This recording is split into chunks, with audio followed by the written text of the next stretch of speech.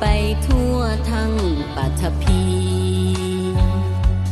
มีเรื่องเล่ากล่าวขานกันมานานปีเมืองผู้คนดี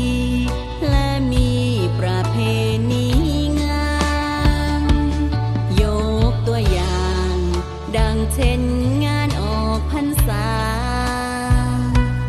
ศิลปะผสมล้วนแต่สวยงา